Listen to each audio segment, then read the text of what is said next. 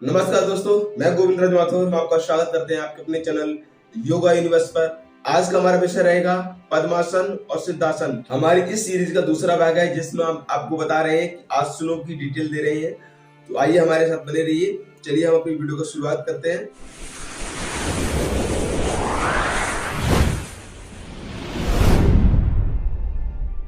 हम पद्मासन लगाने जा रहे हैं। पद्मासन लगाने के लिए हमें सबसे पहले अपने पैरों को आगे रखना चाहिए। इस तरीके से हमें एक फर्स्ट स्टेप से हम जब शुरुआत करेंगे तो अपने पैरों को आगे रखें और अपने राइट लेग को ऊपर लें।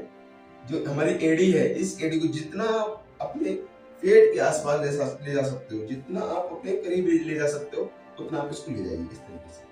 और ये जो हमारा पैर का ऊपरी हिस्सा होता है उसको अपनी थाई से सटा दीजिए इस तरीके से। ठीक है, अपने दूसरे पैर को, इस पैर को ऐसे उठाइए। अगर आपको कोई दिक्कत होती है तो आप इसको जबरदस्ती ना करें, आराम से करें। इसका हम दूसरा भी उपाय बताएंगे। अगर आपको थोड़ी दिक्कत हो रही है उसका हम आपको उपाय बताएंगे। ये ऐसे लीजिए और अपने इस एड़ी को, जैसे आपने इस एड़ी को अपने पैर उधर के करीब ले गए थे, उसी तरीके इसको भी ले जाएंगे ये।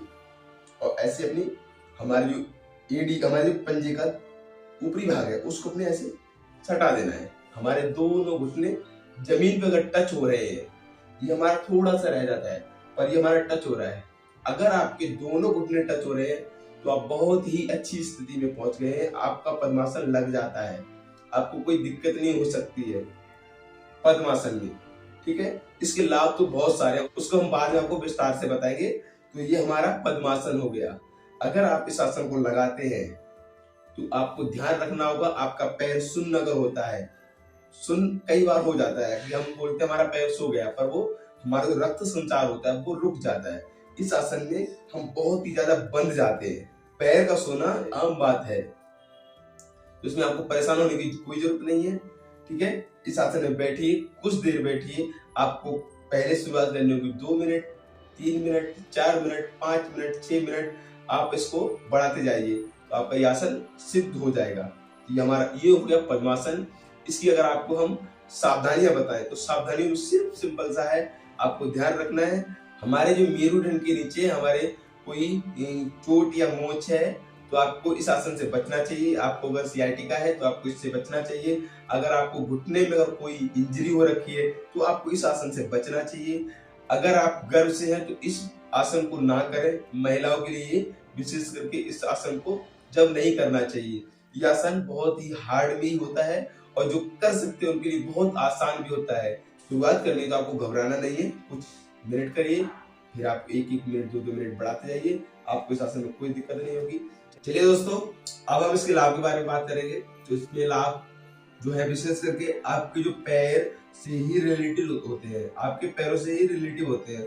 जैसे आपने पद्मासन लगाया तो आपका ज्यादातर असर आपके कहाँ पहुंचा है, आपने ये अपनी जड़ आसपास बिठा रखी है, ये जड़ें बना रखी है और आपके ये जो बॉडी है ऊपर की, हमारा धड़ और सर है जो, ये स्थिर हो जाता है। आप कभी इस आसन में बैठेंगे तो आपको बिल्कुल ऐसा लगेगा कि आप बहुत ज्यादा अच्छी बैलेंस बना पा रहे हो।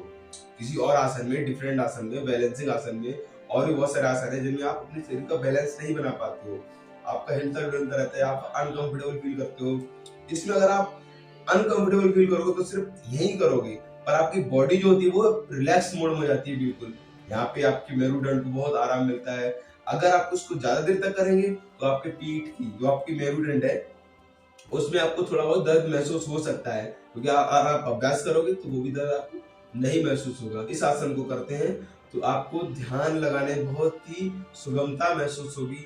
आप बहुत अच्छे से ध्यान लगा सकते हैं। इस आसन में अगर आप जब बैठते हैं तो आपके जो यहाँ पे मूलाधार चक्र और हमारे जो सहस्रार चक्र है, यहाँ की जो बीच की जो दूरी है उसमें हमारा जो प्राण वायु है बहुत ही सुगमता से प्रवाहित होता है, बहुत ही रिलैक्स मोड में चलता है। अगर आप इसमें सांसों पे ध्यान रखते हैं तो आपकी सांसों पे भी आपको बहुत अच्छा फील होगा।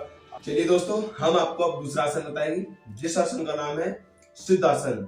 इस आसन को करने की विधि हमें थोड़ा सा डिफरेंट मिलेगा, हल्की सी मेहनत करनी पड़ेगी, हल्की सी कठिनाई का सामना करना पड़ेगा। चलिए हम आराम करते हैं। सबसे पहले अपने पैर को सामने रखें, जैसे कि हमने पिछले आसनों में अपने पैरों को फैलाया था उसी तरीके से कुल मिला के। तो हमें शुरुआत कैसे करनी है, अपने राइट लेग को इस तरीके से उठाना है, अपनी एड़ी को अपने प्रजनन अंग के सामने बिल्कुल ऐसे रखना है, जैसे हमारा मेरुदंड जो हमारा गुदा भाग है और जो हमारा सेंटर है वहां उसके बिल्कुल जस्ट सामने रखेंगे। इस पैर को, लेफ्ट लेग को जस्ट उसी एड़ी के ऊपर इस तरीके से रखेंगे।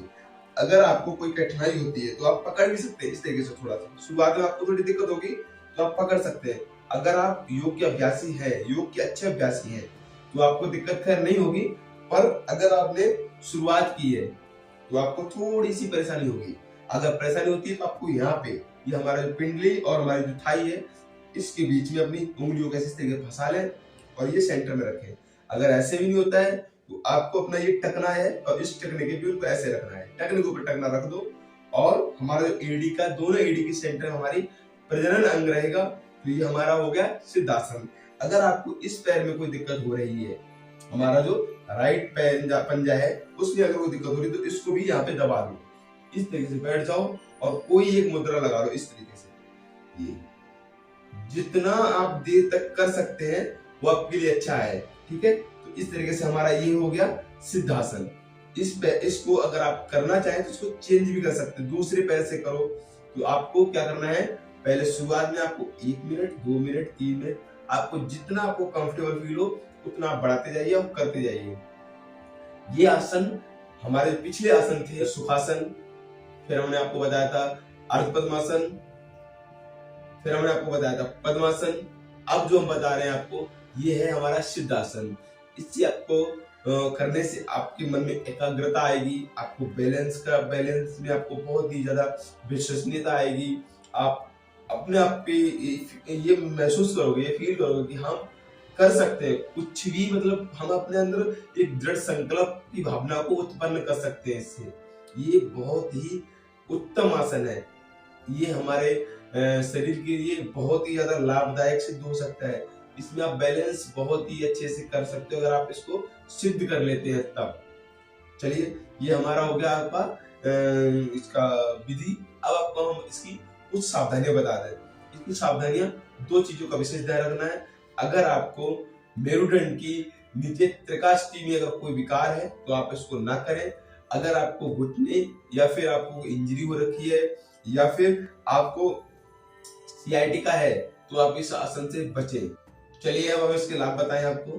तो इसके लाभ, अगर आप इसको सही से करते हैं तो आप बहुत सारे लाभ इससे प्राप्त कर सकते हैं। सबसे पहले अपने शरीर को एक बहुत ही बलवान, बहुत ही शक्तिशाली शरीर बना सकते हैं। सबसे पहला यही है कि इससे हमारा जो मन का जो एकाग्रता हो वो बहुत अच्छे से कंट्रोल हो जाती है। और दूसरी, अगर आप किसी गुप्त रोगों से पीड़ित है तो आपको उससे भी से निजात मिलती है। ये जो सिद्धासन है, सिद्धासन का पूर्णता जो मतलब होता है वो सिद्ध जो है वो संस्कृत वर्ड है, और संस्कृत वर्ड से अगर हम हिंदी में इसको ट्रांसलेट करें तो इसका मतलब निकलता है सिद्ध, मतलब शक्ति, और पूर्णता, मतलब पूरी तरीके से आप शक्ति से संपूर्ण हो।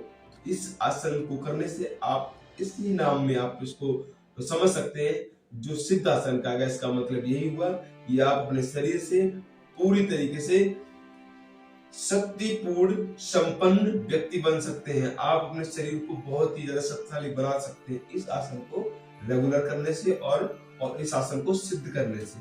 चलिए, हम अपने वीडियो का यही समापन करते हैं। नमस्कार, जय हिंद, वंदे मातरम, भारत माता की जय। और हमारे चैनल को सब्सक्राइब करो, लाइक करो, कमेंट करो और आगे शेयर करो।